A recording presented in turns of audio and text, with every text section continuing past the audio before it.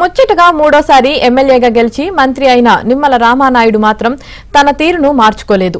యలమంచిలి మండలం ఆర్యపేట గ్రామంలో రాజ్యాంగ నిర్మాత డాక్టర్ బిఆర్ అంబేద్కర్, మాజీ ఉప ప్రధాని జగజ్జీవన్ రామ్ విగ్రహాల వద్ద శ్రమదానం పనులు చేపట్టారు. తన సొంత ఖర్చులతో షెల్టర్ నిర్మాణ పనులు చేపట్టారు. తాపీ మేస్త్రులతో కలిసి చెయ్యి కలిపారు. పాలకొల్లు నియోజకవర్గ ప్రజలు 3 సార్లు గెలిపించారని, వారి రుణం తీర్చుకునే అవకాశంగా భావించి శ్రమదానం పనులు చేశానని వెల్లడించారు.